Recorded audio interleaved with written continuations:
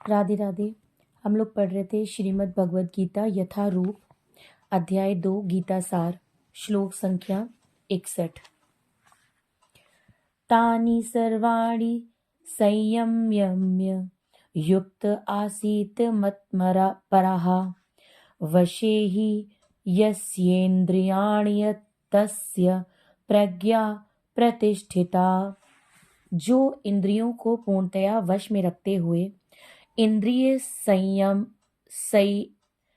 संयमन करता है और अपनी चेतना को मुझ में स्थिर कर देता है, वह मनुष्य स्थिर बुद्धि कहलाता है। तात्पर्य: इस श्लोक में बताया गया है कि योग सिद्धि की चरम अनुभूति कृष्ण भावनामृत में ही है। जब तक कोई कृष्ण भावना भावित नहीं होता, तब तक इंद्रियों को वश में करना संभव नहीं है। जैसा कि पहले कहा जा चुका है, दुर्वासा मुनि का झगड़ा महाराज अम्बरीश से हुआ, क्योंकि वे गर्ववश महाराज अम्बरीश पर क्रुद्ध हो गए, जिससे अपनी इंद्रियों को रोक नहीं पाए। दूसरी ओर यद्यपि राजा मुनि के समान योगी न था, किंतु वह कृष्ण का भक्त था और उसने मुनि के सारे अन्याय सह लिए, जिससे वह विजयी हुआ। राजा अपनी इंद्रियों को वश में कर सका, क्योंकि उसमें निम्नलिखित गुण थे, जिनका उल्लेख श्रीमद् भागवत में हुआ है। स वै मनः कृष्ण पदारविन्द्योर वचांसि बैकुंठ गुणानुवर्णने करो हरेर मंदिर मार्जनादिषु श्रुतिम चकार्य च्युत्य सत्कथोदये मुकुंद लिंगलय दर्शने दृशौ तद भृत्य गात्र स्पर्शे अग संगमम घ्राणम च तत्पाद सरोज सौरभे श्रीमतुलस्या रसनाम तदीर्पिते पादौ हरेः क्षेत्र पदानुसर्पणे शिरो हृषिकेश पदाभिवंदने कामं च दास्येः न तु काम्यया यथोक्तं श्लोक जनार्शया रतिः। राजा अम्बरीश ने अपना मन भगवान कृष्ण के चरणार विंदों पर स्थित कर दिया, अपनी वाणी भगवान के धाम की चर्चा करने में लगा दी, अपने कानों को भगवान की लीलाओं के सुनने में, अपने हाथों को भगवान का मंदिर साफ करने में, अपनी आँखों को भगवान का स्वरूप देखने में, अपने शरीर को भक्त के शरीर का स्पर्श करने में, अपनी नाक को भगवान के चरणार विंदों पर भेंट किए गए फूलों की गंध सूखने में, अपनी जीभ को उन्हें अर्पित तुलसी दलों का आस्वाद करने में, अपने पांवों को जहाँ जहाँ भगवान के मंदिर हैं उन स्थानों की यात्रा करने में, अपने सिर को भगवान को नमस्कार करने में तथा अपनी इच्छाओं को भगवान की इच्छाओं को पूरा करने में लगा दिया। और इन गुणों के कारण वे भगवान के मत पर भक्त बनने के योग्य हो गए। इस प्रसंग में मत पर शब्द अत्यंत सार्थक है। कोई मत पर किस तरह हो सकता है, इसका वर्णन महाराज अम्बरीश के जीवन में बताया गया है।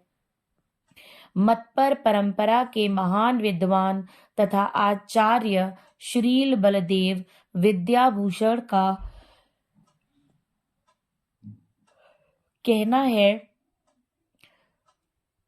मंद भक्ति प्रभावेन सर्वेन्द्रिय विजय पूर्विका स्वात स्वात्म दृष्टि ही सुलभेति भावः।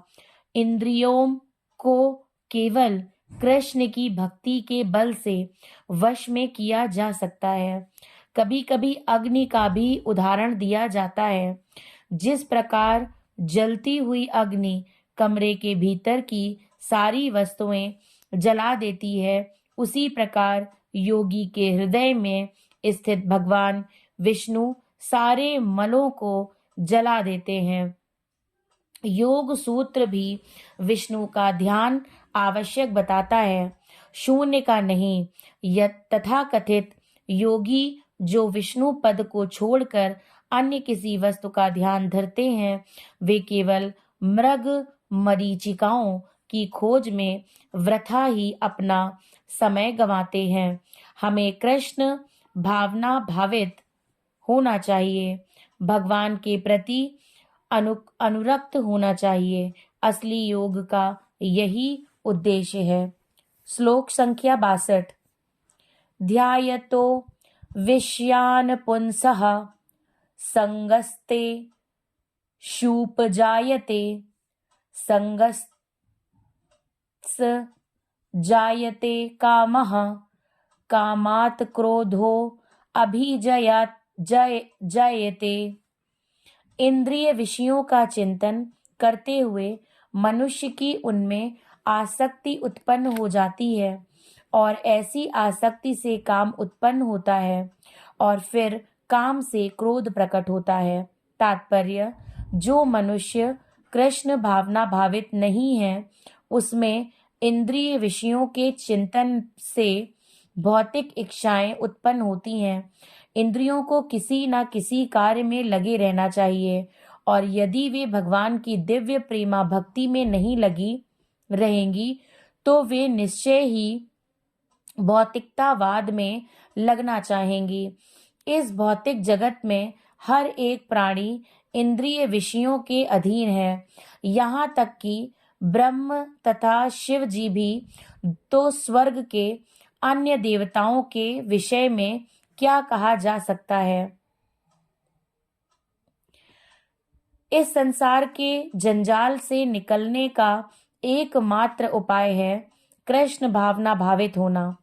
शिव ध्यान मग्न थे, किंतु जब पार्वती ने विषय भोग के लिए उन्हें उत्तेजित किया तो वे सहमत हो गए, जिसके फलस्वरूप कार्तिकेय का जन्म हुआ।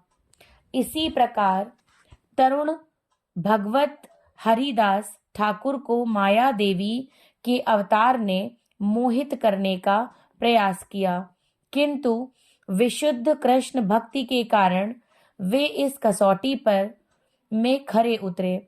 जैसा कि यमुनाचार्य के उपर्युक्त श्लोक में बताया जा चुका है, भगवान का एक निष्ठ भक्त भगवान की संगति के आध्यात्मिक सुख का आस्वादन करने के कारण समस्त भौतिक इंद्रिय सुख को त्याग देता है।